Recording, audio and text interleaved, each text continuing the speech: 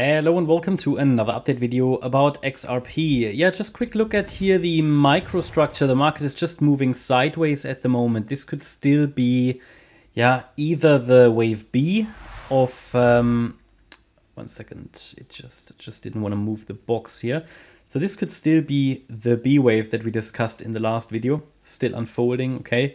At the moment, there's no evidence that a more lasting low is in place or that this fourth wave has already started. So basically, we are still in a situation in which more downside before a recovery in wave 4. Again, also that would just be a recovery rally as far as we can see it now. So before that starts. Obviously, if you watch the last videos, then you'll know the structure. We do get new viewers regularly, all the time. So let me just introduce you again to the structure we're dealing with here at the moment from the July 23 highs. So the idea is that this was the top of a wave W, so basically a corrective wave structure top. The move down currently is likely an X wave, which is made up of an A wave and a B wave and a C wave, ABC, right, in wave X. And then we could get a Y wave up to $1 and beyond if things go well. There are support levels at 45 cents pretty much and 37. These are critical Fibonacci support levels, but also here around 45 cents we have good, at least should have good support structurally, right? So that's important. And then we have another structural support level around 41 cents. At the moment, the microstructure suggests that the local downtrend is basically still unfolding. We have a C wave that's currently unfolding in this X wave because, as I said, A wave, B wave, C wave. So C wave is likely unfolding. It's a 5-wave move. And this 5-wave move seems to be an ending diagonal, which is painful, which is always painful. So that's likely still unfolding. 1, 2. And because it's an ending diagonal, we then have in the wave 3 an A wave and the B wave, and the wave C is likely unfolding. So it seems like we're still in wave 3. We can calculate target for wave 3 by taking the length of the wave 1. Then we go to the high of the wave 2. And we get a few levels that are normally relevant for a third wave.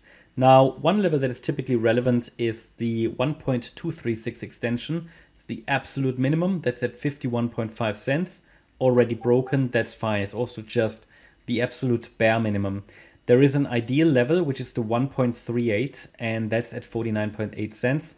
The market reacted to it already, but ideal doesn't mean it couldn't go lower. Ideal just means it's like the first level when it gets there where we should expect a completion of the third wave, or at least watch for it. They can always go, they can always extend. Even the 1.618 is not unusual for a third wave. And I would say, looking at the microstructure, that one more low is at least something we should consider. If that happens, we might see this one more low go to 46.9 cents. And if even below that, then we're dealing with a 45 cent level. So at the moment, yes, we've reached the ideal target for a third wave. It might be we get one more low. The microstructure already is complete, but if I compare the length of this A wave to the length of the C wave, that's the only reason. The C wave looks a little bit short, so it could definitely go a little longer, but the microstructure is technically complete. It could be because of this long wick.